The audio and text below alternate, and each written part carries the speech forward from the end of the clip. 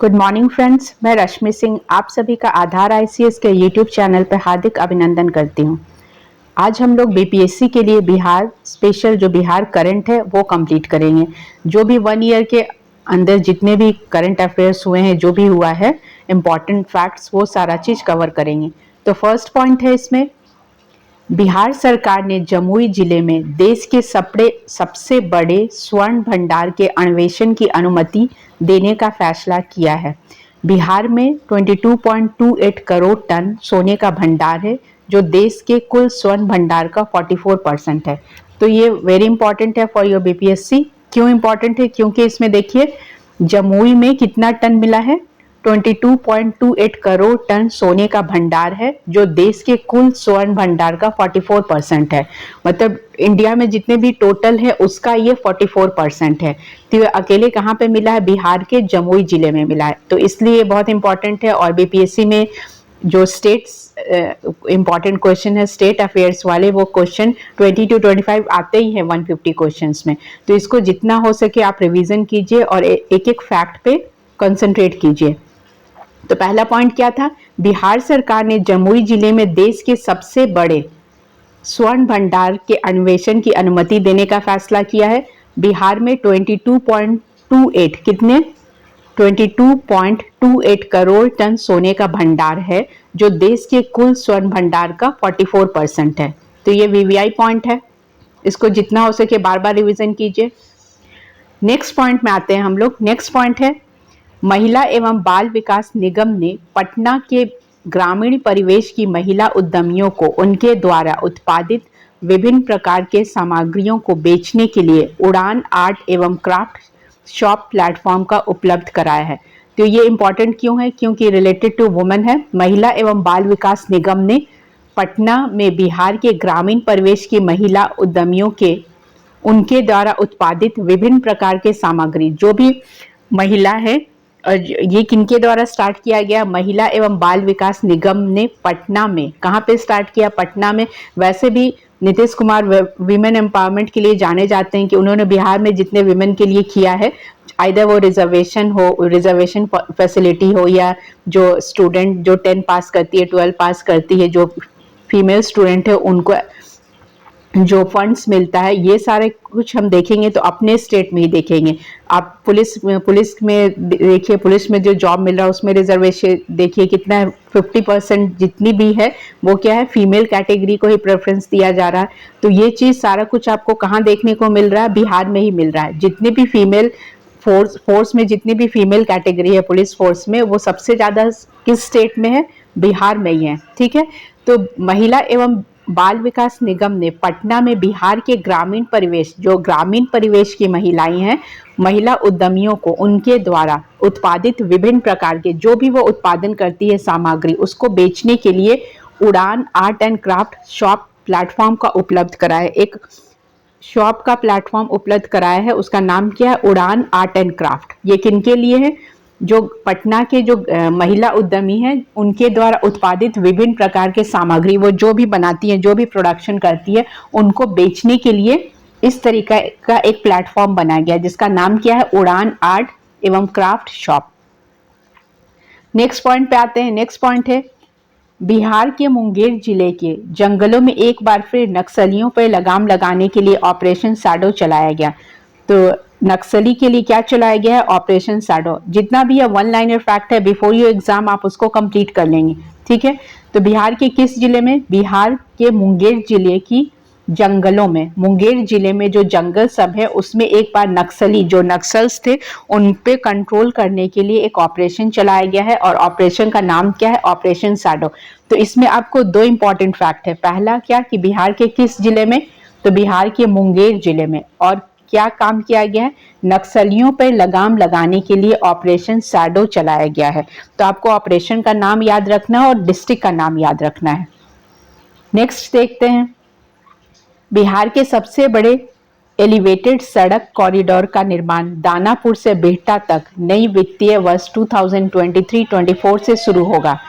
कहां पर? बिहार के सबसे बड़े एलिवेटेड सड़क कॉरिडोर, ध्यान दीजिएगा क्या है ये, बिहार के सबसे बड़े एलिवेटेड सड़क कॉरिडोर का निर्माण दानापुर से बिहटा तक, कहां से कहां तक, दानापुर से बिहटा तक नई वित्तीय वर्ष जो न्यू फाइनेंशियल ईयर है दैट इज 2023-24 से ये स्टार्ट होगा। तो आपको इसमें इंपॉर्टेंट फैक्ट क्या क्या देखना है, सबसे बड़े एलिवेटेड सड़क कॉरिडोर है और इसका निर्माण कहां से कहां तक हो रहा है, दानापुर से बिहटा तक हो रहा है और ये जो करंट फाइनेंशियल ईयर है 2023-24 से स्टार्ट हो जाएगा। ठीक है, तो ये सब पॉइंट को जितने बार बार आप अभी रिवीजन कर सकते हैं बिफोर 29 तक, तो 28-30 तक आप पूरा 28-29 तक पूरा रिवीजन कर लीजिए क्योंकि 30 तक तो आपका एग्जाम ही है, तो जितना हो सके पॉइंट्स को बार बार रिवीजन कीजिए। नेक्स्ट पॉइंट, ग्रामीण उद्यमता पर बिहार के मुजफ्फरपुर की बेटी कौन है, वो आर्या की किताब देश भर के लिए मॉडल बन गई है। आर्या और पश्चिम बंगाल की मौत्रेयी की पुस्तक है, पुस्तक का नाम क्या, field facilitator guide for SBEP के अनुसार ग्रामीण विकास मंत्रालय काम करेगा।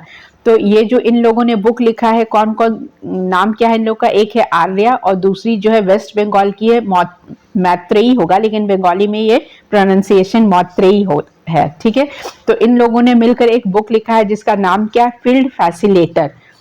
Field facilitator guide for SBEP। Book का नाम ध्यान रखिए आप क्या क्या है, field facilitator guide for SBEP के अनुसार ग्रामीण विकास मंत्रालय, जो रूरल एरिया है, रूरल ग्रामीण विकास मंत्रालय काम करेगा। तो ये किसने लिखा है, मुजफ्फरपुर की बेटी, ये जो है इसका नाम क्या है, मुजफ्फरपुर की है ये, इनका नाम है आर्या, और जो वेस्ट बंगाल की है उसका नाम क्या है, मैत्रेयी। ठीक है, मौत्रेयी भी इसको बोलेंगे। तो इन दोनों ने मिलकर जो बुक लिखा है, बुक का नाम क्या है, field facilitator guide for SBEP। तो इनके अनुसार कौन काम करेगा, ग्रामीण विकास मंत्रालय काम करेगा। नेक्स्ट पॉइंट पे आइए।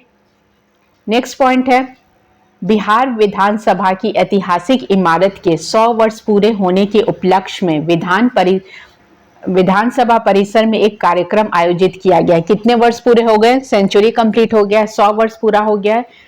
यहाँ राज्य के प्रतीक को दर्शाने के लिए भव्य कांस्य प्रतिमा के साथ एक स्मृति स्तंभ का निर्माण किया गया है, मतलब एक ब्रोंज का स्टैचू है और एक स्मृति स्तंभ का निर्माण किया गया है। तो ये किसके उपलक्ष्य में किया गया है, जो विधानसभा है उसका जो ऐतिहासिक इमारत का 100 वर्ष पूरा होने के उपलक्ष्य में ये कार्यक्रम आयोजित किया गया है।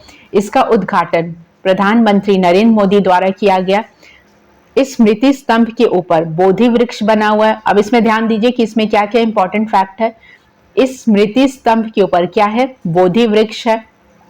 इसमें 318 पत्ते लगे हुए हैं। कितने पत्ते लगे हुए हैं, 318, जो यह बताते हैं कि बिहार विधानसभा में 243 सीट है। कितने, 243 सीट है। तो बिहार विधानसभा में कितनी सीट है, 243 सीटें हैं तथा 75 जो है विधान परिषद सीटें हैं। तो 75 जो 75 है, कितनी सीटें हैं, वो कहाँ की सीटें हैं, विधान परिषद की सीटें हैं। यह वृक्ष 9 शाखाओं में बटा हुआ है। वृक्ष का जो ब्रांच है वो कितने ब्रांच में बटा हुआ है, 9 शाखाओं में बटा हुआ है, जो राज्य के 9 प्रमंडलों को दर्शाते हैं। 9 शाखा मतलब 9 प्रमंडल। ठीक है, इसमें 38 डालियां है, 38 डालियां है। तो 38 डालियां किसको दिखाएगा, वो जिले को सिंबलाइज करेगा। तो इसमें 38 डालियां है जो बिहार के जिलों को दर्शाती है। तो नंबर ऑफ डिस्ट्रिक्ट कितने हैं, 38 है। इस पेड़ में स्वास्तिक भी बनाया गया है। तो पेड़ में क्या बनाया गया, एक स्वास्तिक भी बनाया गया है। यह स्तंभ 40 फीट ऊंचा है। कितना फीट ऊंचा है, 40 फीट ऊंचा है, जिस पर 25 फीट तक राजस्थान के जैसलमेर के पत्थरों का प्रयोग हुआ है। तो ये इसमें क्या प्रयोग हुआ है, राजस्थान के जैसलमेर से जो पत्थर आया है उसका प्रयोग यहाँ पे किया गया है। तो एक बार फिर देख लीजिए इसमें क्या क्या इंपॉर्टेंट है। इसमें सबसे इंपॉर्टेंट क्या है, इसमें स्मृति स्तंभ के ऊपर बोधि वृक्ष बना हुआ है। तो इसमें कितने पत्ते लगे हैं, 318 पत्ते लगे हुए हैं। यह बताते हैं कि विधानसभा में 243 सीट्स हैं तथा 75 विधान परिषद की सीटें हैं। तो टोटल कितने पत्ते लगे हुए, 318। वृक्ष को कितने शाखाओं में बांटा गया है, 9 शाखाओं में। ये क्या शो करता है, बिहार के 9 प्रमंडल को दर्शाते हैं। इसमें 38 डालियां हैं। इससे क्या पता चलता है बिहार में कितने जिले हैं, उसके लिए ये बनाया गया है 38। इस पेड़ में स्वास्तिक भी है, एक स्वास्तिक का भी सिंबल बनाया गया है। यह स्तंभ 40 फीट ऊंचा है, जिस पर 25 फीट तक, 40 फीट ये ऊंचा है, उसमें 25 फीट तक जैसलमेर से जो पत्थर आया है उसका प्रयोग हुआ है। तो ये सब चीज किस उपलक्ष्य में हुआ है? ये बिहार विधानसभा की ऐतिहासिक इमारत के 100 वर्ष पूरे होने के उपलक्ष्य में इस कार्यक्रम का आयोजन किया गया है। ठीक है, नेक्स्ट पॉइंट देखिए आप, national institute ranking framework NIRF ने सत्र 2022 की रैंकिंग जारी की है, जिसमें जो टॉप 100 में बिहार के मात्र 2 संस्थान जगह बनाने में कामयाब रहे हैं। तो टॉप 100 में बिहार के कितने संस्थान हैं, कितने इंस्टीट्यूट हैं? ओनली 2 हैं। कौन कौन से? IIT पटना और NIT पटना, दोनों ही पटना से है। तो ये नेशनल इंस्टीट्यूशनल रैंकिंग फ्रेमवर्क है, नेशनल इंस्टीट्यूशनल रैंकिंग फ्रेमवर्क ने सत्र 2022 की रैंकिंग जारी की है, जिसमें टॉप 100 में बिहार के 2 संस्थान ने जगह बनाया है, और वो 2 संस्थान क्या है? पटना NIT और IIT पटना। ठीक है, नेक्स्ट पॉइंट पे आते हैं। नेक्स्ट पॉइंट है, केंद्र सरकार की जारी अधिसूचना के बाद बिहार में भी 1 जुलाई 2022 से, कब से? डेट आपको याद रखना है, ऐसे क्वेश्चन पूछे जाते हैं BPSC में। केंद्र सरकार की जारी अधिसूचना के बाद बिहार में भी 1 जुलाई 2022 से सिंगल यूज प्लास्टिक के भंडारण, उपयोग एवं विपणन को बैन कर दिया गया है। मतलब 1 जुलाई 2022 से जो सिंगल यूज प्लास्टिक है, ना आप उसका यूज कर सकते हैं, ना उसको स्टोर कर सकते हैं, ना ही उसका विपणन, ना मार्केटिंग कर सकते हैं, कुछ नहीं कर सकते हैं। तो ये कब से बैन हुआ है? 1 जुलाई 2022 से, जब से सेंट्रल गवर्नमेंट का सूचना आया है। नेक्स्ट पॉइंट, केंद्र के यूडाइस रिपोर्ट 2020-21 के अनुसार देश भर के सरकारी स्कूलों में कुल नामांकित बच्चों में बिहार के सर्वाधिक बच्चे हैं। कितने बच्चे हैं? 16.18%। तो जो एक रिपोर्ट आया है यूडाइस रिपोर्ट 2020-21 के अनुसार देश भर के सरकारी स्कूलों में, ऑल ओवर इंडिया में जितने भी गवर्नमेंट स्कूल है उसमें टोटल नामांकित बच्चों में बिहार क्या रहा है? सर्वाधिक बच्चे हैं बिहार के। कितने हैं? 16.18%। इस प्रकार सरकारी स्कूलों में पढ़ने वाले कक्षा 1 के बच्चों की संख्या के मामले में बिहार देश में पहले स्थान पे है। तो ये अच्छी बात है। सरकारी स्कूलों में पढ़ने वाले जो बच्चे हैं, जो क्लास 1 के स्टूडेंट हैं, उसमें संख्या के मामले में बिहार देश में किस रैंक पे है? फर्स्ट रैंक पे है। तो नेक्स्ट पॉइंट पे आते हैं। नेक्स्ट पॉइंट है आपका, पटना स्थित संजय गांधी जैविक उद्यान में जल्द ही 36 वन्य प्राणी दक्षिण अफ्रीका से लाए जाएंगे। कहां से लाए जाएंगे? दक्षिण अफ्रीका से। कहां पर? संजय गांधी जैविक उद्यान में। संजय गांधी जैविक उद्यान में पटना में, जो कि पटना में है, जल्द ही 36 वन्य प्राणी दक्षिण अफ्रीका से लाए जाएंगे। तो दक्षिण अफ्रीका से कौन कौन से पशु आएंगे, जो जानवर कौन कौन से लाए जाएंगे? उसमें अफ्रीकी जिराफ, जानवर का आप नाम याद रखिए कौन कौन से एनिमल है। अफ्रीकी जिराफ, जेबरा, 2 सींगों वाला गैंडा, अफ्रीकी शेर, इम्पाला, ओरिंग्स, हिरण, लंबे सींगों वाले हिरण के अलावा नाइल क्रोकोडाइल भी शामिल होंगे।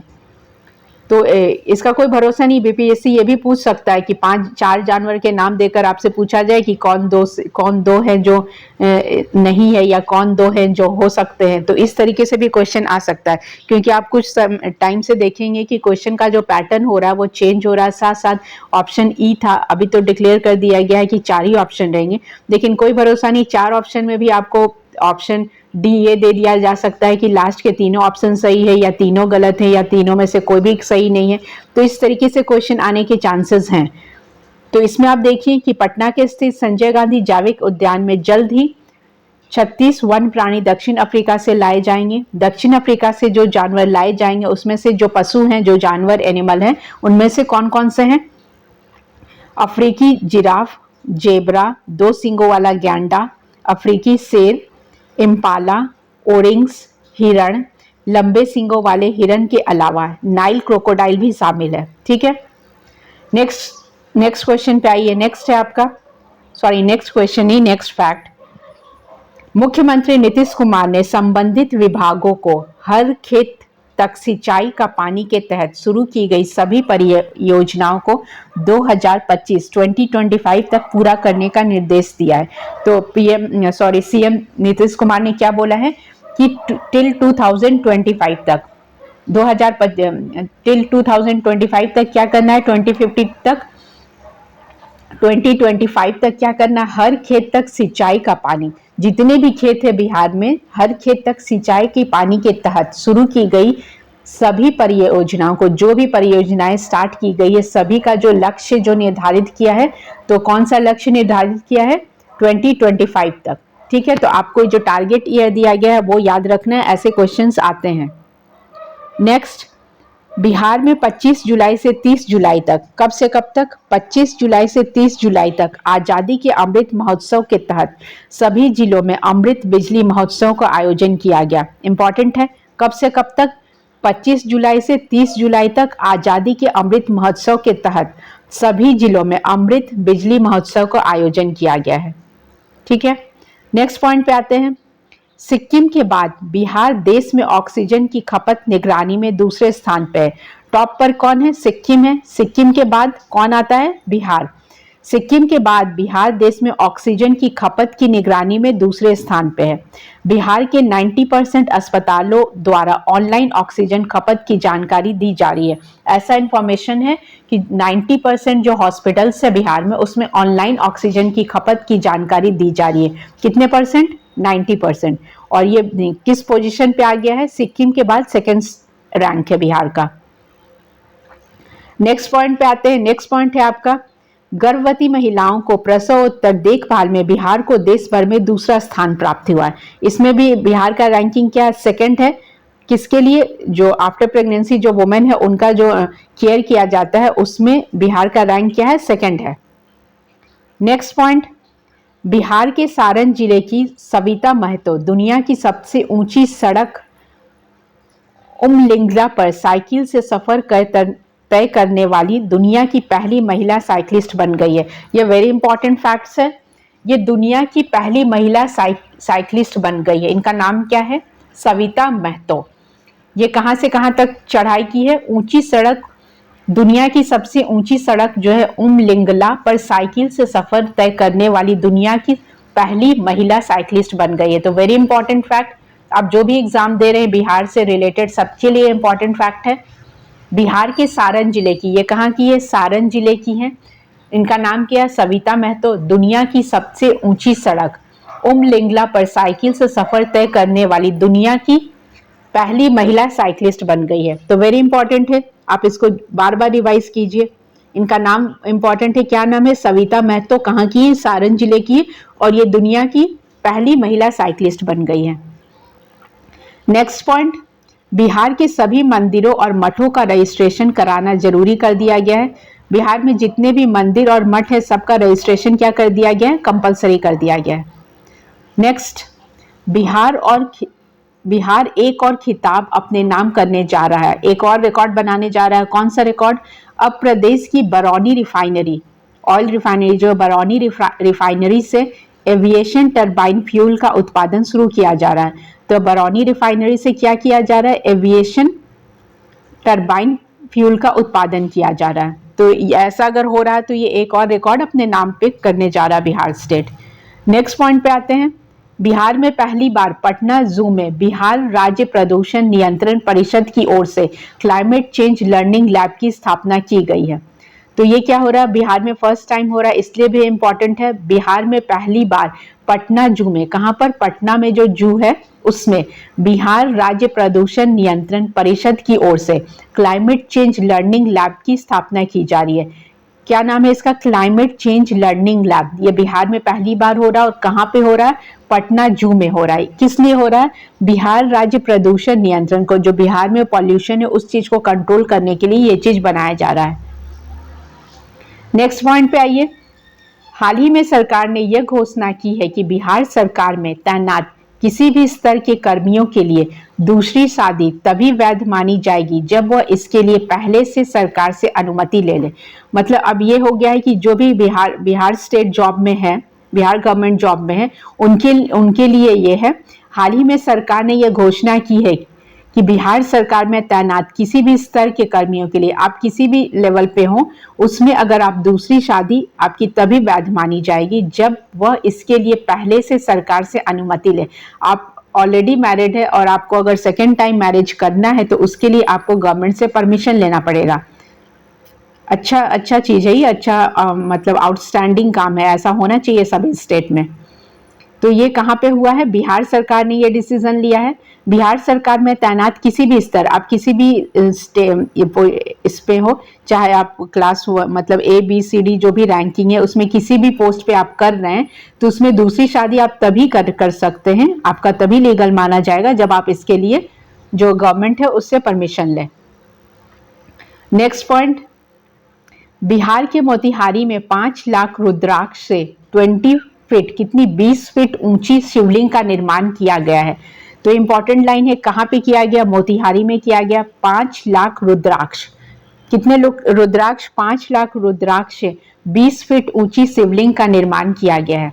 कहां पर? मोतिहारी में। यह बिहार का सबसे ऊंचा रुद्राक्ष निर्मित शिवलिंग है। तो इंपॉर्टेंट है, यह बिहार का सबसे ऊंचा रुद्राक्ष निर्मित शिवलिंग है।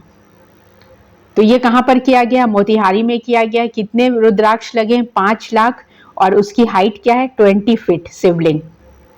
नेक्स्ट पॉइंट पे आइए, बिहार का बक्सर काला नमक चावल का हब बनने की दिशा में आगे बढ़ रहा है। बिहार का बक्सर जिला क्या है? जो काला नमक चावल का हब बनने का दिशा में आगे बढ़ रहा है। नेक्स्ट पॉइंट, नीतीश कुमार ने बक्सर जिले के रघुनाथपुर रेलवे स्टेशन का नाम बदलकर बाबा ब्रह्मेश्वर नाथ रेलवे स्टेशन रखने का निर्णय लिया है। तो ऐसे क्वेश्चन इंपॉर्टेंट है जिसमें आप अगर करंट अफेयर भी पढ़ रहे हैं तो जहां का भी नाम चेंज किया गया है, अगर एयरपोर्ट हुआ, रोड हुआ, रेलवे प्लेटफॉर्म हुआ, स्टेशन हुआ, जिसका भी नाम चेंज किया गया वो सारा आपको याद रखना है। तो यहाँ पे कहाँ पे चेंज हुआ? बक्सर जिले में जो रघुनाथपुर रेलवे स्टेशन है उसका नाम बदलकर क्या रखा जाएगा? बाबा ब्रह्मेश्वर नाथ रेलवे स्टेशन रखने का निर्णय लिया गया है। ठीक है, तो इसमें आपको याद रखना है कहाँ का? बक्सर जिले का रघुनाथपुर रेलवे स्टेशन का नाम बदलकर बाबा ब्रह्मेश्वर नाथ रेलवे स्टेशन रखने का निर्णय लिया गया है। नेक्स्ट पॉइंट में आइए, नेक्स्ट पॉइंट है आपका, बिहार और अरुणाचल प्रदेश में JDU को पहले से ही राज्य स्तरीय दल का दर्जा प्राप्त था। कहां पर? बिहार और अरुणाचल प्रदेश में। अब मणिपुर में, कहां पे? अब जो है मणिपुर में भी राज्य पार्टी का दर्जा मिल चुका है। तो कितने स्टेट में मिल चुका है?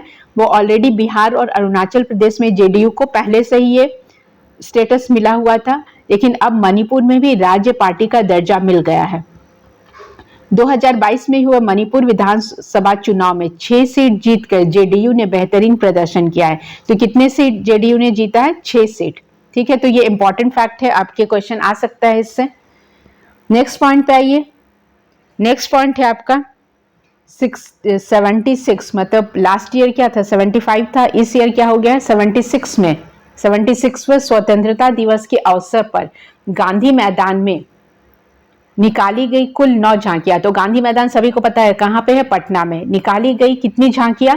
9 झांकियों में पहला स्थान किसको मिला है? कृषि विभाग, दूसरा अग्निशमन विभाग तथा तीसरा शिक्षा परियोजना को मिला है। तो यह भी इंपॉर्टेंट है आपके लिए, किस किस को कौन कौन सा रैंक मिला है।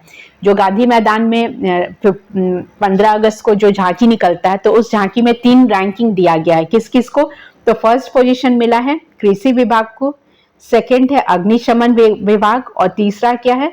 शिक्षा परियोजना। तो पहले वैसे भी आप देखेंगे तो इंडियन इकोनॉमी में क्या इंपॉर्टेंट होता है? एग्रीकल्चर, दूसरा है आपका अग्निशमन विभाग, और तीसरा क्या है? शिक्षा परियोजना। नेक्स्ट पॉइंट आप देखिए, बिहार के मुजफ्फरपुर में भिखारियों ने खुद का अनोखा बैंक खोला है। बहुत अच्छा है ये, भिखारी ने, जितने भी भिखारी हैं उन लोगों ने अपना खुद का बैंक खोला है। भिखारी अपने पैसे यहाँ जमा कर सकते हैं, मतलब जितने भी बेगर्स हैं वो लोग अपने पैसे यहाँ पे जमा कर सकते हैं, और इस पर उन्हें ब्याज भी दिया जाता है, इस पर रेट ऑफ इंटरेस्ट भी मिलता है। साथ ही आवश्यकता पड़ने पर भिखारियों को कर्ज भी दिया जाता है। तो ऐसा चीज कहाँ पे हुआ है? मुजफ्फरपुर डिस्ट्रिक्ट में हुआ है। नेक्स्ट देखिए, नेक्स्ट पॉइंट क्या है? LS कॉलेज मुजफ्फरपुर में खगोलीय वेधशाला को विश्व की महत्वपूर्ण संकटग्रस्त विरासत वेधशालाओं की यूनेस्को सूची में शामिल किया गया है। पहला पॉइंट भी हम लोग कहाँ से पढ़े थे, वो भी मुजफ्फरपुर से ही था, जो भिखारी का बैंक खुला था। तो ये पॉइंट कहाँ से, मुजफ्फरपुर से है। नेक्स्ट पॉइंट भी आप देखिए, नेक्स्ट पॉइंट भी मुजफ्फरपुर डिस्ट्रिक्ट से है। एसएल कॉलेज मुजफ्फरपुर के खगोलीय वेधशाला को विश्व की महत्वपूर्ण संकटग्रस्त विरासत वेधशालाओं की यूनेस्को सूची में शामिल किया गया। यूनेस्को हेरिटेज लिस्ट जो होता है यूनेस्को का, उसमें शामिल किया गया। क्या है ये, जो खगोलीय वेधशाला, एस्ट्रोलॉजिकल जो लैब है, वेधशाला जो, उसको ऐड किया गया है। इसमें 1916 में, इसे 1916 में एक कॉलेज के प्रोफेसर द्वारा खगोलीय वेधशाला की आवश्यकता महसूस करने के बाद विकसित किया गया था। तो ये कब डेवलप्ड हुआ था, 1916 में। वहाँ के जो कॉलेज के एक प्रोफेसर थे, उन्होंने इसकी मतलब उनको लगा कि एक खगोलीय वेधशाला होना चाहिए, तो उसको उन्होंने विकसित किया था। कई दशकों तक काम करने के बाद 1995 में इसे सील कर दिया गया था। मतलब 1995 में इसको क्या कर दिया गया था, सील कर दिया गया था। अब इसको फिर से कौन सा स्टेटस दिया गया है, यूनेस्को की सूची में शामिल किया गया है। ठीक है, नेक्स्ट पॉइंट पे आइए। ये भागलपुर डिस्ट्रिक्ट से है। भागलपुर के अभिषेक सानू एशिया कप 2022 में भारत पाकिस्तान क्रिकेट मैच में कमेंट्री की। तो ये किस में कमेंट्री किए हैं, एशिया कप जो मैच था उसमें, एशिया कप का जो भारत इंडिया पाकिस्तान का जो मैच था उसमें उन्होंने क्या किया, कमेंट्री किया है। ये कहाँ के हैं, भागलपुर के हैं, और इनका नाम क्या है, अभिषेक सानू। यह पहला मौका था जब अभिषेक ने सीधे स्टेडियम से कमेंट्री बॉक्स में अपनी आवाज़ दी। तो ये फर्स्ट टाइम था जब ये सीधे स्टेडियम से ये कमेंट्री कर रहे थे। तो ये भागलपुर से है, इंपॉर्टेंट है, किस डिस्ट्रिक्ट को ये बिलोंग करते हैं, भागलपुर से है। इनका नाम क्या है, अभिषेक सानू। और इन्होंने जो एशिया कप जो क्रिकेट मैच चला बिटवीन इंडो पाकिस्तान, तो इंडिया और पाकिस्तान के बीच जो मैच चल रहा था उसमें इन्होंने क्या किया था, कमेंट्री दिया था। तो फेमस पर्सनैलिटीज़ ऑफ बिहार में भी आप इसको पढ़ सकते हैं। नेक्स्ट पॉइंट है, हाल ही में प्रधानमंत्री मत्स्य संपदा योजना के तहत बिहार सरकार ने मछलियों के उत्पादन में वृद्धि के लिए मुख्यमंत्री समेकित 4 विकास योजना की शुरुआत की है। इसमें इसके तहत 6,91,000 हेक्टेयर के चौड़ क्षेत्र, मतलब क्या है ये, जो वेटलैंड्स है उसके लिए, तो चौड़ क्षेत्र को मछली पालने के लिए उपयुक्त बनाने के लिए प्रयास में सरकार जुट गई। चौड़ क्षेत्र मतलब जहाँ उन लोग को चारा वारा दिया जाता है, जहाँ पे वो लोग रह के खाते हैं। तो मछली क्या पानी में ही रहती है, तो वहीं पे उन लोग को उसका खाना मिलेगा ना।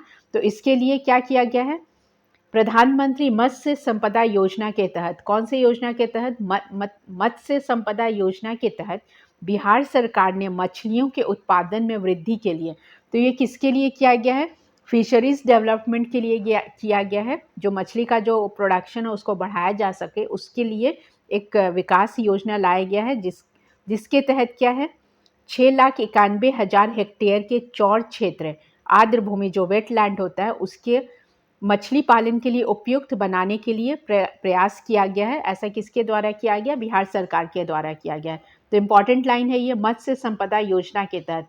ये आप इसमें बिहार, जो आप इकोनॉमिक्स बिहार का सर्वे और बजट पढ़ेंगे उसमें भी ये लाइन आपको पढ़ना है। ठीक है, उसमें भी आपको मिल जाएगा।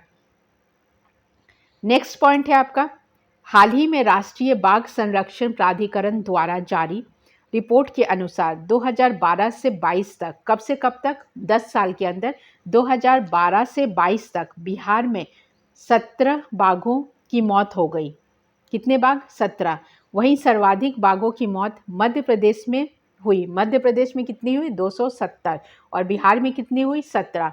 तो ऐसा रिपोर्ट किसने दिया, राष्ट्रीय बाघ संरक्षण प्राधिकरण द्वारा। राष्ट्रीय बाघ संरक्षण प्राधिकरण द्वारा एक रिपोर्ट आया। कब से कब तक का रिपोर्ट था, 2012 से 22 तक। इसमें जो 17 बाघ थे वो बिहार में मरे, और सबसे ज़्यादा एमपी में मरे, कितने, 270। तो दोनों फैक्ट आप याद रखें, 17 जो बाघ थे, जो टाइगर थे, वो बिहार में उनका डेथ हुआ, और जो 270 टाइगर्स थे उनका कहाँ पे डेथ हुआ, एमपी में हुआ। कितने, कब से कब तक, 2012 से 22 तक। नेक्स्ट पॉइंट में आइए। नेक्स्ट पॉइंट है आपका, बिहार वित्तीय वर्ष 2022-23 की प्रथम तिमाही में मनरेगा के तहत जिलों के प्रदर्शन में, जो मनरेगा के तहत जिले थे, जो क्वार्टरली रिपोर्ट है, ये क्वार्टरली रिपोर्ट में क्या बताया जा रहा है, बक्सर 89.15 शीर्ष पर और शिवहर सबसे पिछड़ा जिला साबित हुआ। तो सबसे टॉप पे कौन है, बक्सर है 89.15% और सबसे लास्ट पोजीशन किसका है, शिवहर का है। तो ये कौन सा रिपोर्ट था, फाइनेंशियल ईयर 2022-23 का जो फर्स्ट क्वार्टरली रिपोर्ट था मनरेगा के तहत। तो मनरेगा की रिपोर्ट में सबसे टॉप में कौन सा डिस्ट्रिक्ट है, बक्सर है 89.15 और सबसे लास्ट रैंकिंग किसका है, शिवहर का है। नेक्स्ट पॉइंट में आते हैं। मुख्यमंत्री नीतीश कुमार ने 23 अगस्त 2022 को प्रसिद्ध नेत्र चिकित्सा और विश्वविद्यालय सेवा आयोग के अध्यक्ष डॉक्टर राज्यवर्धन आजाद की पुस्तक सोने के हाथ का विमोचन किया। किनकी पुस्तक है ये, डॉक्टर राज्यवर्धन आजाद की पुस्तक सोने के हाथ का विमोचन किया। तो ये क्वेश्चन आ सकता है कि आपसे बुक का नाम देकर पूछा जाएगा कि इसके ऑथर कौन है। यह पुस्तक एक चिकित्सक की दिनचर्या से निकाली संस्मरणात्मक कहानियों का संग्रह। इसमें संस्मरणात्मक मतलब जितने भी मेमोरीज सब हैं, इस टाइप का ये बुक है। इसका विमोचन किसने किया, नीतीश कुमार ने किया। कब, 23 अगस्त 2022 को प्रसिद्ध नेत्र चिकित्सा और विश्वविद्यालय सेवा आयोग के अध्यक्ष, ये नेत्र चिकित्सा और विश्वविद्यालय सेवा आयोग के अध्यक्ष हैं, क्या नाम है इनका, डॉक्टर राज्यवर्धन आजाद। डॉक्टर राज्यवर्धन आजाद, इनकी बुक क्या है, सोने के हाथ। ठीक है, तो ये आप फेमस पर्सनालिटीज और बुक्स एंड ऑथर्स जब पढ़ेंगे तो उसमें भी आपको पढ़ना पड़ेगा। नेक्स्ट पॉइंट, महिलाओं को कानून एवं चिकित्सीय सहायता उपलब्ध कराने के लिए कांग्रेस द्वारा बिहार में स्त्री एक मूवी का भी नाम है, support team for relief emergency and empowerment अभियान शुरू किया गया है। ठीक है, तो ये आपको कैसे याद रखना है, महिलाओं को कानूनी एवं चिकित्सीय सहायता मतलब लीगल जो है लीगल एडवाइस के लिए और साथ साथ जो मेडिकल फैसिलिटीज़ है उसमें सहायता उपलब्ध कराने के लिए कांग्रेस द्वारा बिहार में स्त्री का फुल फॉर्म क्या है, support team for relief emergency and empowerment अभियान शुरू किया गया। तो आप वुमेन रिलेटेड है तो आप इसको स्त्री से ऐसे ही आप इंटर रिलेट कर सकते हैं। Support system, support team for relief emergency and empowerment, ठीक है, किसके लिए शुरू किया गया है, बिहार की जो वुमेन है उनके लिए किया गया है। नेक्स्ट पॉइंट पे आते हैं। मुख्यमंत्री हर घर नल का जल योजना के तहत कितने 34,323, तो आप ऐसे भी याद कर सकते हैं 34,323 ग्रामीण इलाकों में शुद्ध पानी लोगों के घरों तक पहुंचाने में बिहार देश भर में पहले पायदान पर है। तो बिहार क्या है, इंडिया में टॉप रैंक पे है। किस में टॉप रैंक पर है, मुख्यमंत्री हर घर नल का जल योजना जो है, हर घर नल का जल योजना के तहत ग्रामीण इलाकों में जितने भी रूरल एरियाज है उसमें शुद्ध पेयजल जो शुद्ध पानी है वह लोगों के घरों तक पहुंचाया जा रहा है, उसमें बिहार क्या है, टॉप पे है। तो कितने ग्रामीण इलाके इसमें इंक्लूड किए गए हैं, कितने रूरल एरियाज है, 34,323, कितना 34,323 ग्रामीण इलाकों में शुद्ध पानी लोगों के घर तक पहुंचाने में बिहार देश भर में क्या है, फर्स्ट रैंक में। तो इम्पॉर्टेंट है, ये क्वेश्चन आ सकता है। तो जितने भी first rank, second rank, third rank, अब फिफ्थ रैंक वाले जितने भी इंपॉर्टेंट फैक्ट है वो सारे रट लीजिए, क्योंकि ऐसे क्वेश्चंस आते ही आते हैं। और एटलीस्ट 150 क्वेश्चंस में 20 to 25 क्वेश्चन बिहार करंट से, बिहार स्पेशल से, ये सबसे क्वेश्चंस आएगा ही आएगा। ठीक है, नेक्स्ट क्वेश्चन। और अभी आपके पास ज़्यादा टाइम बचा भी नहीं है रिवीजन करने के लिए, हार्डली 10 से 15 दिन बचे हैं, इसमें आप जितना रिवीजन कर सके उतना अच्छा आपके लिए। नेक्स्ट पॉइंट, अगस्त में देश भर में आयोजित हर घर जल उत्सव से बिहार ने किनारा कर लिया। बिहार अकेला राज्य है जहां यह उत्सव नहीं मनाया जाएगा। यह भी इम्पॉर्टेंट है कि हर घर जल उत्सव जो था इसमें बिहार क्या हो गया, सेपरेट हो गया, वो इसमें पार्टिसिपेट नहीं किया। बिहार अकेला राज्य, बिहार क्या है, इंडिविजुअली ऐसा स्टेट है जो यह उत्सव नहीं, यहाँ पे यह फेस्टिवल नहीं मनाया जाएगा। कौन सा फेस्टिवल, देश भर में आयोजित हर घर जल उत्सव। तो हर घर जल उत्सव कहाँ नहीं मनाया जाएगा, बिहार में नहीं मनाया जाएगा। नेक्स्ट पॉइंट में आइए। नेक्स्ट पॉइंट है आपका, बेतिया में किसानों ने फसल बचाने के लिए नदी की धारा को ही मोड़ दिया। कहाँ पर? बेतिया में। बगहा के चौतरवा की हरदी नदवा पंचायत की किसानों ने खेत को सूखे से बचाने के लिए, मतलब जो सूखा ड्रॉट था, तो ड्रॉट से बचने के लिए उन्होंने क्या किया, सिकटी और हरहा नदी को कोलाई मुहानित के पास बांध बनाकर मोड़ दिया। कौन से नदी? दो नदी का नाम दिया हुआ, कौन सी? सिकटी और हरहा नदी को कोलाई मुहाने के पास बांध बनाकर मोड़ दिया। तो ये कहाँ पे किया गया है? बेतिया में। बेतिया में किसानों ने फसल बचाने के लिए, जो उनका क्रॉप्स था, क्रॉप्स को बचाने के लिए उन्होंने क्या किया, नदी की जो धारा, नदी का जो स्ट्रीम था, रिवर का जो स्ट्रीम था, उसको ही मोड़ दिया। बगहा के चौतरवा, ऐसा काम बिहारी लोग ही कर सकते हैं, मतलब बिहारी अपने काम में बहुत दृढ़ निश्चयी होते हैं, वो चाहे तो कुछ भी कर सकते हैं। तो बगहा के चौतरवा की हरदी नदवा पंचायत की किसानों ने क्या किया, खेत को सूखे से बचाने के लिए, अगर वो पानी का मुंह को नहीं मोड़ते, पानी नदी के ये को नहीं मोड़ते, तो क्या हो जाता, फसल सारा उनका बेकार हो जाता। तो जितना जो मेहनत किए थे सारा बेकार हो जाता। तो उस चीज़ को बचाने के लिए क्या किए, वो नदी का जो ये था उसको ही मोड़ दिए। तो कौन सी दो नदी थी? सिकटी और हरदा नदी को कोलाही मुहाने के पास बांध बनाकर मोड़ दिया। नेक्स्ट पॉइंट है आपका, हाल ही में बिहार पुलिस में सर्वाधिक महिलाओं वाला राज्य बन गया है। तो सबसे ज़्यादा पुलिस फोर्स जो है जिसमें फीमेल कैटेगरी है, उसमें ये कहाँ पे है? बिहार में ही है। तो हाल ही में बिहार पुलिस में सर्वाधिक महिलाओं वाला राज्य बन गया। बिहार पुलिस क्या है? बिहार पुलिस में ही जितनी भी फीमेल आपको दिखेगी, सबसे मैक्सिमम नंबर ऑफ फीमेल्स किस पुलिस में है? बिहार पुलिस में है। वुमेन एम्पावरमेंट का बहुत अच्छा एग्जाम्पल है बिहार स्टेट। नेक्स्ट पॉइंट आप देखिए, 18 अगस्त 2022 को मुख्यमंत्री नीतीश कुमार ने मोइनुल हक स्टेडियम से पटना मेट्रो रेल परियोजना की भूमिगत कार्य का शुभारंभ किया। कहाँ से? मोइनुल हक स्टेडियम जो पटना है वहाँ से स्टार्ट किया गया है और मेट्रो रेल परियोजना की भूमिगत कार्य का शुभारंभ किया गया है। इसकी लागत कितनी है? 1989 करोड़ रुपए।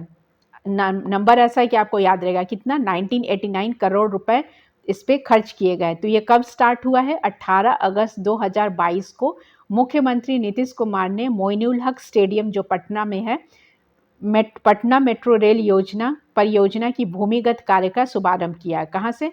Moinul Haq stadium Patna metro rail परियोजना की शुरुआत कहाँ से की गई है? मोइनुल हक स्टेडियम से की गई। और कितना इसमें राशि लगा है? 19 करोड़, मतलब 1989 करोड़।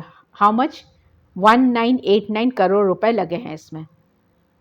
नेक्स्ट पॉइंट, मुजफ्फरपुर जिले की रेणु पासवान को हाल ही में G100 ग्रुप का चेयरपर्सन बनाया गया है। इंपॉर्टेंट लाइन, किसको बनाया गया है? रेणु पासवान है जो कि G100 ग्रुप की चेयरपर्सन बनी है। कहाँ की है? मुजफ्फरपुर जिले की है।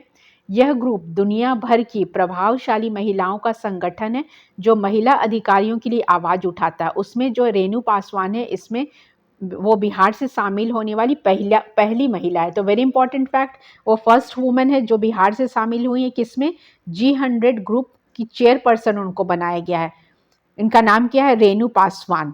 तो इंपॉर्टेंट पर्सन है, फेमस पर्सनालिटीज ऑफ बिहार हो गई हैं ये। रेणु पासवान, इनको G100 ग्रुप का चेयरपर्सन बनाया गया है। किस डिस्ट्रिक्ट से? ये मुजफ्फरपुर डिस्ट्रिक्ट से हैं। यह ग्रुप दुनिया भर की है। G100 ग्रुप का काम क्या है? यह ग्रुप दुनिया भर की प्रभावशाली महिलाएं, जितने भी फेमस वुमन पर्सनालिटी है जो इन्फ्लुएंस, मतलब प्रभाव, दूसरों पे प्रभाव छोड़ती हैं, वैसी महिलाओं का ये ग्रुप है। उसमें G100 नाम का एक ग्रुप बनाया गया है जिसमें वर्ल्ड की जितनी भी फेमस महिलाएं हैं जो दूसरों पे इम्पैक्ट डाल सकती हैं, वैसी महिलाओं का ग्रुप है। उसमें बिहार की रेणु पासवान का नाम आया है। ठीक है, इसलिए ये इम्पॉर्टेंट है और ये बिहार से शामिल होने वाली पहली महिला है। ठीक है, इसलिए आपको याद रखना है, रेणु पासवान इसमें बिहार से शामिल होने वाली पहली महिला है। किस डिस्ट्रिक्ट से? मुजफ्फरपुर डिस्ट्रिक्ट से है।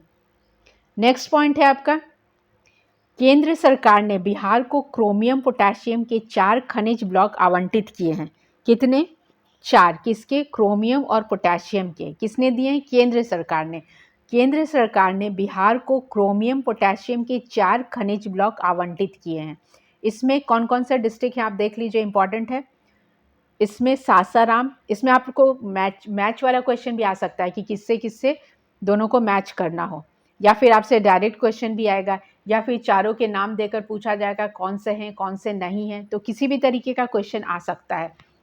अगर 4 ऑप्शन दिए जा रहे हैं, आप ऑप्शन ही हट गया है तो आपको 4 ऑप्शन में ही इतना कंफ्यूज कर दिया जाएगा कि आप सोचेंगे कि ऑप्शन ए सही है या बी सही है या सी सही है या कोई भी सही नहीं। इस तरह का कंफ्यूजन वाला क्वेश्चन के लिए आप रेडी रहिए, क्योंकि लास्ट बीपीएससी में अगर आपने दिया होगा तो आपने देखा होगा कि उसमें किस टाइप के क्वेश्चन थे। ए बी सी डी देने के बाद भी, A B C D E देने के बाद में डी वाला जो था उसमें इन दोनों में से नहीं है, सब सही है, एक सही नहीं, इस टाइप का कंफ्यूजन क्रिएट होता ही रहता है। और बीपीएससी है, हर साल आप इसमें न्यू चेंज के लिए रेडी रहिए कि कभी भी कुछ भी नया एक्सपेरिमेंट हो सकता है। केंद्र सरकार ने बिहार को क्रोमियम पोटेशियम के 4 खनिज ब्लॉक आवंटित किए हैं। इसमें सासाराम रोहतासगढ़ में नावाडीह ब्लॉक, टीपा खनिज ब्लॉक और शाहपुर ब्लॉक शामिल है। कौन कौन से? सासाराम रोहतासगढ़ में नावाडीह ब्लॉक, टीपा खनिज ब्लॉक, शाहपुर ब्लॉक शामिल है। तीनों पोटेशियम के ब्लॉक हैं। इसके अलावा औरंगाबाद गया क्रोमियम ब्लॉक में है। तो औरंगाबाद गया को क्या दिया गया है? Chromium block. जिनका जिनका जो होम डिस्ट्रिक्ट है आप उससे याद कर सकते हैं। तो पोटेशियम के 4 खनिज ब्लॉक आवंटित है। किसके? क्रोमियम पोटेशियम के। इसमें सासाराम रोहतासगढ़ में नावाडीह ब्लॉक, टीपा खनिज ब्लॉक और शाहपुर ब्लॉक शामिल है। और पोटेशियम के जो ब्लॉक हैं वो कहाँ हैं? औरंगाबाद। ये तीनों जो थे पोटेशियम के थे। कौन कौन से? सासाराम रोहतासगढ़ में नावाडीह ब्लॉक, टीपा खनिज ब्लॉक, शाहपुर ब्लॉक शामिल है। ये तीनों पोटेशियम ब्लॉक हैं। और इसके अलावा औरंगाबाद गया में क्या है? क्रोमियम ब्लॉक है। नेक्स्ट पॉइंट में आइए। नई दिल्ली में आयोजित 25 अगस्त 2022 को आउटलुक ट्रैवलर अवार्ड 2022 समारोह में बिहार के बोध गया को सर्वश्रेष्ठ आध्यात्मिक स्थल का सम्मान दिया गया है। किसको दिया गया है? बोध गया को दिया गया है। किसमें? आपको जो रिपोर्ट है वो रिपोर्ट के नाम ऐसे भी आप करंट अफेयर में याद ही रख रहे होंगे कि बिहार का क्या रैंकिंग है, इंडिया का क्या रैंकिंग है, कौन से टॉप में है और कौन से नीचे सबसे बिलो रैंक में है। तो इसी तरीके से बिहार के भी जितने टॉप रैंक, जहाँ जहाँ बिहार फर्स्ट में है, सेकंड में, थर्ड में, फोर्थ में, उस तरीके का भी लिस्ट बना लीजिए। वैसे आपको क्या होगा, याद करने में प्रॉब्लम नहीं होगा, ईजिली याद रहेगा। तो नई दिल्ली में आयोजित 25 अगस्त 2022 को आउटलुक ट्रैवलर अवार्ड 2022 समारोह में बिहार के बोध गया को सर्वश्रेष्ठ आध्यात्मिक स्थल का सम्मान दिया गया है। ठीक है, सर्वश्रेष्ठ आध्यात्मिक स्थल का सम्मान दिया गया है। नेक्स्ट पॉइंट पे आइए। केंद्र सरकार ने मिथिला के मखाना को ज्योग्राफिकल आइडेंटिफिकेशन टैग दिया है। तो इसमें जीआई टैग्स बिहार में जितने भी प्रोडक्ट्स को दिया गया वो सब आपको याद रखना है। और ऐसा नहीं कि जो इस साल दिया गया, जितने, चाहे मगही पान हो, मखाना हो, लीची हो, जितने भी प्रोडक्ट हैं सबको आपको याद रखना है। केंद्र सरकार ने मिथिला के मखाना को ज्योग्राफिकल आइडेंटिफिकेशन टैग दे दिया। इससे मखाना उत्पादकों को अब उनके उत्पाद का और भी बेहतर दाम मिलेगा। अब क्या, जो भी फार्मर्स, जो भी किसान इसके प्रोडक्शन में लगे हुए उनको और भी बेनिफिट मिलेगा इसकी वजह से। ठीक है, नेक्स्ट पॉइंट है, देश भर से काम के लिए विदेश जाने वाले लोगों में यूपी के बाद बिहार का दूसरा स्थान है। इसमें बिहार क्या है? सेकंड रैंक में है। काम के लिए विदेश जाने, मतलब अपने काम के लिए विदेश जो जाते हैं, मतलब जो इनकम के लिए जो विदेश जा रहे हैं, उसमें यूपी पहले फर्स्ट रैंक में था, अभी भी है। और बिहार का क्या रैंक है? सेकंड रैंक है। तो देश भर से काम के लिए विदेश जाने वाले लोगों में यूपी के बाद बिहार का दूसरा स्थान आता है। तो ये सारे इंपॉर्टेंट फैक्ट्स से आप जितना अभी रिवीजन करें उतना आपको फ़ायदा होगा एग्ज़ाम के लिए। नेक्स्ट टॉपिक में आपको देखना है नवीनतम आंकड़े, जो भी न्यू जो चेंजेस आया है, जो सेंसस में हो या किसी भी चीज़ में जो नए वाले रिपोर्ट हैं, जितने भी न्यू रिपोर्ट है उसको एक बार आपको देखना जरूरी है। कौन कौन सा न्यू रिपोर्ट आया है? सर्वाधिक वर्षा वाले जिले। तो आप ऐसे वो बिहार सेंसस तो पढ़े ही होंगे। बिहार सेंसस में सारा चीज़ आप पढ़ेंगे, कहाँ कितना सेक्स रेशियो है, कौन सा डिस्ट्रिक्ट टॉप में है, कौन सा बिलो रैंक में है, या फिर पॉपुलेशन का मतलब फीमेल पॉपुलेशन क्या है, मेल क्या है, लिटरेसी रेट क्या है, अर्बन एरिया क्या है, रूरल एरिया क्या है, ये सारे तो आप पढ़ ही रहे होंगे। तो इसमें साथ साथ आपको क्या पढ़ना है? सर्वाधिक वर्षा वाले जिले। फर्स्ट कौन से है? पश्चिमी चंपारण और सेकंड किशनगंज। सर्वाधिक वर्षा वाले जिले 2 हैं, पश्चिमी चंपारण और दूसरे नंबर पे क्या है, किशनगंज। न्यूनतम वर्षा वाले जिले जहाँ सबसे कम होता है, अरवल और रोहतास। तो हम लोग यहाँ पे क्या पढ़ रहे हैं, टॉप और जो ऊपर से जो 2 टॉप है और जो नीचे से 2 टॉप है, तो सर्वाधिक वाले और लीस्ट वाले, ठीक है। तो सर्वाधिक वर्षा कहाँ होता है, पश्चिमी चंपारण और किशनगंज, और न्यूनतम कहाँ होता है, अरवल और रोहतास। उसी तरीके से पढ़ेंगे सर्वाधिक शहरीकरण, सबसे ज़्यादा अर्बनाइजेशन कहाँ है, पटना, और सेकंड में क्या है, मुंगेर। पटना और मुंगेर। न्यूनतम शहरीकरण, लोएस्ट अर्बनाइजेशन कहाँ पे है, मधुबनी, और सेकंड पे क्या है, बांका। सर्वाधिक प्रति व्यक्ति आय, सबसे ज़्यादा प्रति व्यक्ति आय कहाँ पे है, पटना, और सेकंड पोजीशन पे क्या है, बेगूसराय। नेक्स्ट में आते हैं हम लोग आगामी लक्ष्य। जो आगामी लक्ष्य सेट किए गए हैं बिहार गवर्नमेंट के द्वारा, वो हम लोग को पढ़ना है। तो क्या क्या टारगेट या स्कीम जो भी लॉन्च हुआ होगा, या जो टारगेट फिक्स किया गया है कि इससे इस तक हम लोग को इतना चीज़ कंप्लीट कर लेना है, वो पढ़ना है। तो ये सारे फैक्ट आपके लिए क्या है, वेरी इंपॉर्टेंट है। इससे क्वेश्चन हमेशा आता रहा है। अगर आप प्रीवियस ईयर्स क्वेश्चन फॉलो कर ही रहे होंगे ऑब्वियसली, तो जितने भी प्रीवियस ईयर्स आप क्वेश्चन देखेंगे तो उसमें इकोनॉमिक सर्वे से, बजट से, जितने नए बिहार में जितने भी पॉलिसीज़ आए हैं, चाहे वो कृषि रोड मैप हो या कुछ भी हो, तो वो सबसे सारा क्वेश्चन हमेशा ही रिपीट होता है। तो आगामी लक्ष्य क्या क्या है, पहला आप देखेंगे, बिहार वन विभाग एवं मनरेगा के तहत 3 करोड़ पौधा रोपण करने का लक्ष्य है। कब से कब तक है, 2023 से 24 तक। बिहार वन विभाग एवं मनरेगा के तहत 3 करोड़ पौधा रोपण करने का लक्ष्य है। 2023 से 24 तक होगा। कितना करोड़ का पौधा, 3 करोड़ पौधा। बिहार वन विभाग एवं मनरेगा के तहत, किसके तहत आया है ये, जो बिहार फॉरेस्ट है एवं मनरेगा के अंडर है, 3 करोड़ पौधा रोपा जाएगा। और ये रोपने का लक्ष्य क्या है, 2023 से 24 तक। नेक्स्ट देखते हैं, नेक्स्ट टारगेट क्या है, बिहार की जीएसडीपी 15.24 वृद्धि करने का लक्ष्य है। कितना वृद्धि करने का लक्ष्य है, 15.24 को बढ़ा करके वृद्धि करने का, मतलब 15.24 तक का लक्ष्य, वृद्धि करने का लक्ष्य का ईयर क्या रखा गया है, जो कमिंग है 23-24, जो नेक्स्ट ईयर है 23-24 जो आएगा, उसमें जो जीएसडीपी रेट है उसका क्या बढ़ाया जाएगा, 15.24%। नेक्स्ट, राजगीर और बोध गया को, किसको, राजगीर और बोध गया को 24 घंटे ऊर्जा से बिजली की आपूर्ति करने का लक्ष्य है। कौन सा ईयर है, 23, मतलब इसी ईयर में हो जाएगा। अभी सितंबर चल रहा है, दिसंबर तक ये लक्ष्य रखा गया है। किसको, राजगीर और बोधगया को 24 घंटे सौर ऊर्जा, कौन सा ऊर्जा, सोलर एनर्जी से 24 घंटे बिजली आपूर्ति कराने का लक्ष्य रखा गया है 2023 तक। तो आपको जो जो डिस्ट्रिक्ट है उसके नाम याद रखने, किसको, राजगीर और बोधगया को, किससे, सोलर एनर्जी से 24 घंटे बिजली आपूर्ति करने का लक्ष्य रखा गया है। और टारगेट ईयर क्या है, 2023। नेक्स्ट है, बिजली खपत को 10% सौर ऊर्जा से प्राप्त करने का लक्ष्य, मतलब जो बिजली इलेक्ट्रिक कंजम्पशन जो हो रहा है उसको सोलर एनर्जी से सोलर एनर्जी से हम लोग कितना ले सकते हैं, 10%। इसको प्राप्त करने का लक्ष्य क्या रखा गया है, 2023। सब 2023 तक कंप्लीट हो जाएगा।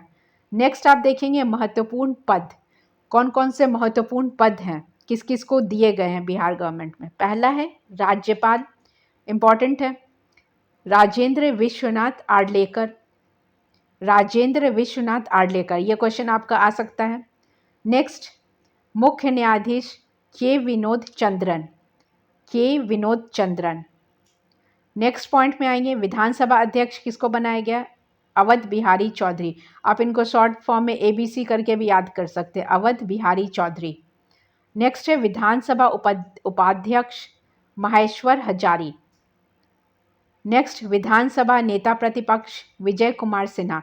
तो ये सारे न्यूली अपॉइंटमेंट है, ये आपको याद रखने, राज्यपाल राजेंद्र विश्वनाथ आर्लेकर, मुख्य न्यायाधीश के विनोद चंद्रन, विधानसभा अध्यक्ष अवध बिहारी चौधरी, विधानसभा उपाध्यक्ष महेश्वर हजारी, विधानसभा नेता प्रतिपक्ष विजय कुमार सिन्हा। तो ये आपको न्यूली अपॉइंटेड में याद रखना है। नेक्स्ट आते हैं हम लोग पुरस्कार में। तो बिहार में कौन कौन से अवार्ड्स दिए गए हैं जो आपको पढ़ना है। पहला है संगीत नाटक अकादमी पुरस्कार, किसको दिया गया है? ये 2019 के लिए दिया गया है। पंडित प्रेम कुमार मलिक ध्रुपद गायक है, इनको दिया गया है 2019 के लिए। पंडित प्रेम कुमार मलिक ध्रुपद गायक और ऋषिकेश सुलभ नाटककार और रंगकर्मी, दो नाम इंपॉर्टेंट है। पंडित प्रेम कुमार मलिक और ऋषिकेश सुलभ नाटककार हैं और रंगकर्मी, और पहले वाले क्या हैं? ध्रुपद गायक हैं। और 2020 के लिए किसको दिया गया है? मिथिलेश राय वरिष्ठ नाट्य निर्देशक और रंजना झा लोक गायिका। रंजना झा जो है लोक गायिका है और मिथिलेश राय क्या है? वरिष्ठ नाट्य निर्देशक हैं। नेक्स्ट हम लोग आते हैं 2021 के लिए। तो ये हम लोग क्या पढ़ रहे थे? संगीत नाटक अकादमी पुरस्कार 2019 का, 2020 का और 2021 का। और बीपीएससी में कभी कभी होता है कि वो आपसे इससे पहले का भी पूछ सकते हैं। कभी कभी 2015-16 के भी बजट से क्वेश्चन आता है, तो वो भी अगर आप हो सके तो। कुछ कुछ क्वेश्चन ऐसे होते हैं कि कोई भी नहीं आंसर कर पाएगा, इतना डीपली करंट पढ़ के कोई नहीं जाता है कि आप 2023 का एग्ज़ाम दे रहे हैं और आप 2010 का आंसर करें। वैसे बहुत इंटेलेक्चुअल कैटेगरी में आते हैं, जो टॉप रैंक में होंगे उनको ही याद होगा और बाकी लोग से तो नहीं हो सकता है। 2021 के लिए नीलेश्वर मिश्रा अभिनेता है, ये इम्पॉर्टेंट है। इनको इन जो है जितने भी संगीत नाटक वाले अवार्ड विनर है वो सब आप एक बार याद कर लीजिए। कुमुद झा दीवान ठुमरी गायिका है, तो 2021 के लिए नीलेश्वर मिश्रा को दिया गया, अभिनेता है वो।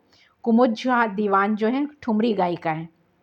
नेक्स्ट है फ्लोरेंस नाइटिंगेल अवार्ड 2023, किसको दिया गया? गायत्री कुमारी। स्वच्छ सुजल शक्ति सम्मान बबीता गुप्ता। स्वच्छ सुजल शक्ति सम्मान किसको दिया गया? बबीता गुप्ता। अब हम लोग पढ़ेंगे बिहार गवर्नमेंट में कौन कौन सा योजना आया। पहला है मिशन परिवर्तन। कब आया ये? 4 मई 2023 को उप मुख्यमंत्री तेजस्वी यादव ने मेडिकल कॉलेज में सुधार के लिए मिशन 60 मतलब 60 दिन के तर्ज पर मिशन परिवर्तन को लॉन्च किया है 60 डेज में। तो ये मिशन परिवर्तन को लॉन्च किया गया किनके द्वारा? उप मुख्यमंत्री तेजस्वी यादव के द्वारा 4 मई 2023 को किया गया। इसका मुख्य उद्देश्य क्या है? अस्पतालों को मरीज फ्रेंडली बनाना एवं चिकित्सीय व्यवस्था को बेहतर करना। मतलब कि जो इको फ्रेंडली सुनते हैं हम लोग, उसी तरीके पेशेंट फ्रेंडली हॉस्पिटल बनाया जाएगा। मतलब पेशेंट के साथ अच्छे से ट्रीट किया जाएगा और जो मेडिकल फैसिलिटीज़ है उसको और बेटर बनाया जाएगा। तो इस मिशन का नाम क्या है? मिशन परिवर्तन। नेक्स्ट है हर घर गंगा जल योजना। 27 नवंबर 2023 तो नहीं हो सकता, प्रिंटिंग मिस्टेक है, 2022 होगा क्योंकि अभी नवंबर 23 तो आया नहीं है। इस योजना के तहत गंगा नदी के पानी को पाइपलाइन द्वारा राजगीर, गया, बोधगया और नवादा में उपलब्ध करवाना। ये क्वेश्चन जो भी आप बिहार रिलेटेड एग्जाम दिए होंगे उसमें ये क्वेश्चन आ चुका है। हर घर गंगा जल योजना, इस योजना के तहत कहाँ कहाँ गंगा नदी के पानी को पाइपलाइन के द्वारा राजगीर, गया, बोधगया और नवादा में उपलब्ध करवाना है। नेक्स्ट हम लोग आते हैं पोर्टल में कौन कौन सा फेमस पोर्टल है जो कि आपके बीपीएससी के लिए मोस्ट इम्पॉर्टेंट है। मौसम बिहार मोबाइल ऐप योजना एवं विकास विभाग द्वारा जारी। किसके द्वारा जारी? योजना एवं विकास विभाग द्वारा जारी। लोगों को दूरभाष एवं मोबाइल ऐप के माध्यम से मौसम संबंधी योजनाओं को जो सूचना है, जो इन्फॉर्मेशन है, वेदर रिगार्डिंग जो इन्फॉर्मेशन है वो आपको अपने मोबाइल ऐप में मिल जाएगा। तो उसका नाम क्या है? मौसम बिहार मोबाइल ऐप योजना एवं विकास विभाग द्वारा जारी किया गया है। ऐसे पहले एक रामविलास मिनिस्टर थे, उनको लालू यादव कहते थे कि वो मौसम के जानकार, मतलब किस पार्टी रूलिंग पार्टी में कौन सा पोजीशन, कौन जीतेगा वो उनको पहले से पता होता था। तो ऐसा ऐप तो अब बना है, लेकिन हम लोग के बिहार में पहले ही से वैसे पर्सन थे। योजना एवं विकास विभाग द्वारा जारी है ये ऐप। लोगों को दूरभाष एवं मोबाइल ऐप के माध्यम से मौसम संबंधी सूचनाओं, जो भी मौसम कैसा रहेगा, बारिश होगा, सूखा पड़ेगा, वो सारा आपको इन्फॉर्मेशन मिल जाएगा। नेक्स्ट पोर्टल है BSEB मोबाइल ऐप। बिहार विद्यालय परीक्षा समिति, जो बिहार बोर्ड के एग्ज़ाम होते हैं उसके लिए ऐप बनाया गया है विद्यार्थियों को पढ़ाई व परीक्षा से जुड़ी सभी जानकारी प्रदान करने के लिए। तो एग्ज़ाम रिलेटेड, कब एग्ज़ाम होगा, कब रिजल्ट आएगा, उसके लिए सारा इन्फॉर्मेशन इस ऐप के थ्रू मिल जाएगा। नेक्स्ट है बेफिक्र app. Bihar E system for flood and irrigation quick response app. Flood और इरिगेशन से का जो रिस्पॉन्स है आपको तुरंत इस ऐप में मिलेगा। तो इसका नाम क्या है? BEFIQR app, Bihar E system for flood and irrigation quick response app. जल संसाधन विभाग द्वारा जारी, किसने जारी किया है? जल संसाधन विभाग।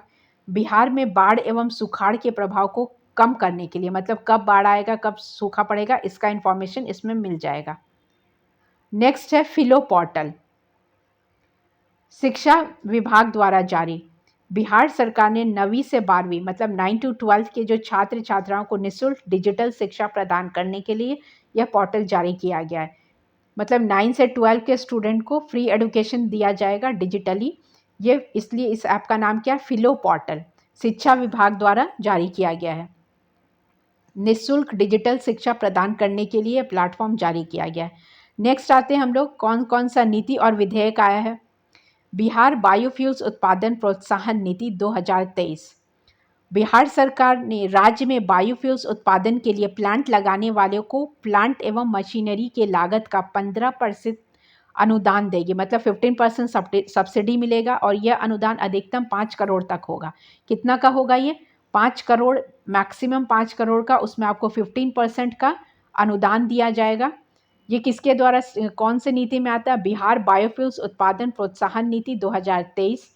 बिहार राज्य सरकार में बायोफ्यूल्स उत्पादन के लिए प्लांट लगाने वालों को प्लांट एवं मशीनरी की लागत के लिए 15% सब्सिडी दिया जाएगा। तो ये सब्सिडी के लिए है, किन के लिए है? बायोफ्यूल्स उत्पादन प्रोत्साहन नीति के अंदर आता है।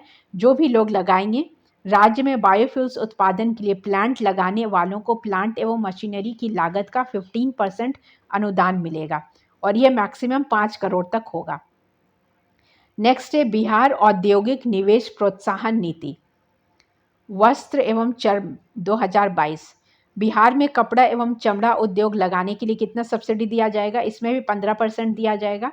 तो बिहार में कपड़ा एवं चमड़ा उद्योग लगाने पर 15% पूंजीगत अनुदान, अधिकतम इसमें क्या है? 10 करोड़। पहला वाला क्या था? 5 करोड़। अधिकतम 10 करोड़ रुपए की सब्सिडी दी जाएगी और परसेंट में 15%। नेक्स्ट हम लोग आ जाते हैं खेल। खेलो India youth games 2023 Madhya Pradesh में आयोजित हुआ था। बिहार का स्थान क्या है? 24वां। टोटल मेडल कितना मिला है? 7। उसमें पहला 1 गोल्ड, 1 सिल्वर और 5 ब्रोंज।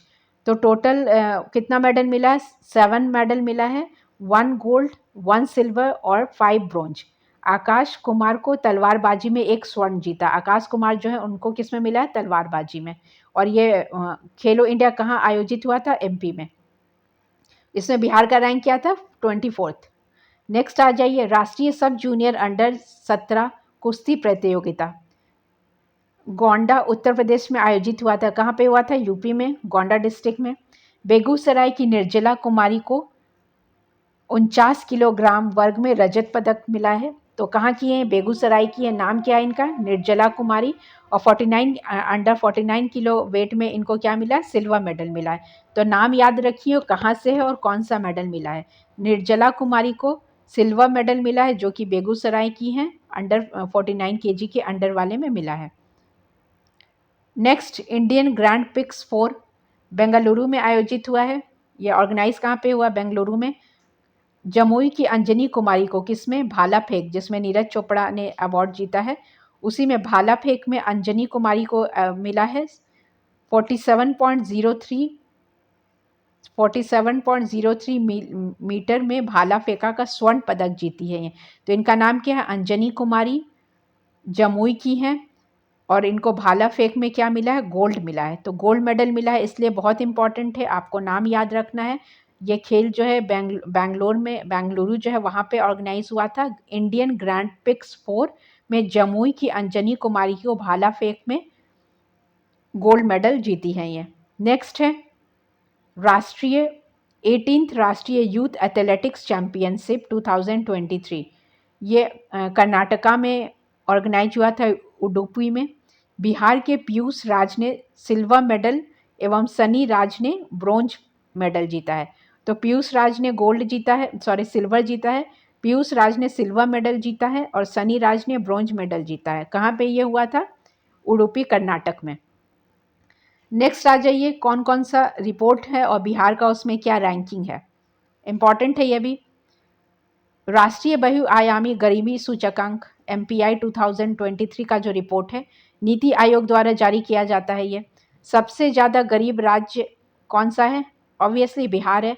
और सबसे कम गरीब राज्य, इसमें रिपोर्ट में क्या है? सबसे ज़्यादा गरीब और सबसे कम गरीब। तो हम लोग को क्या याद रखना है?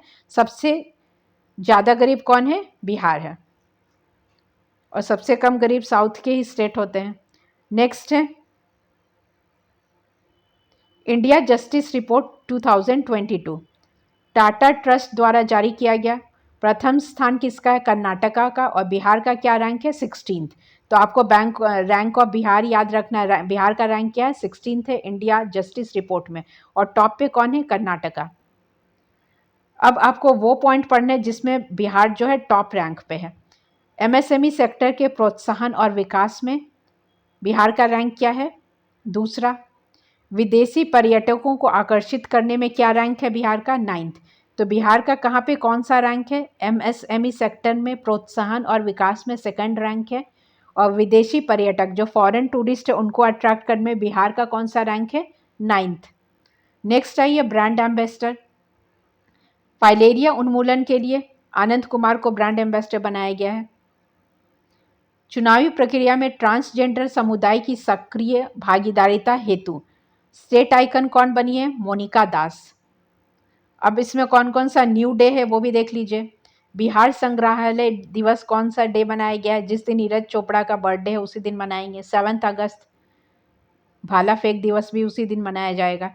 तो बिहार संग्रहालय दिवस किस दिन है? 7 अगस्त। ऐसे आप 8 अगस्त 9 अगस्त याद रखेंगे भारत छोड़ो आंदोलन के लिए, तो इसको भी आप याद रख सकते हैं। महाराणा प्रताप की जयंती नए दिवस में है, कौन से दिन में है? 9th में। नेक्स्ट है महोत्सव। तो बिहार में कौन कौन सा महोत्सव सेलिब्रेट किया गया? फेस्टिवल कौन कौन सा है?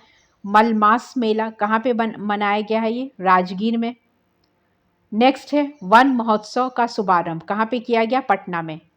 ठीक है, तो ये आपका कंप्लीट होता है बिहार का करंट अफेयर। तो आप ये करंट अफेयर डेली देख सकते हैं, एग्जाम से पहले आपका सारा कंप्लीट हो जाएगा। और आप इसको डेली हो सके तो 5 से 6 बार देखिएगा, तो आपका रिवीजन बहुत अच्छा रहेगा। और जितने भी बिहार रिलेटेड क्वेश्चन है आपका कुछ भी नहीं छूटेगा। तो ये सारा आप करंट अफेयर्स बिहार स्पेशल देख सकते हैं। साथ साथ नेशनल और इंटरनेशनल करंट अफेयर भी चल रहा है, जो कि इंग्लिश में चल रहा है, ये आपका हिंदी में चल रहा है। तो आप ये सारा करंट अफेयर देखकर रिवीजन कर सकते हैं और आपका करंट अफेयर्स का स्कोर अच्छा कर सकते हैं। ठीक है, thanks for watching this and stay tuned for new updates.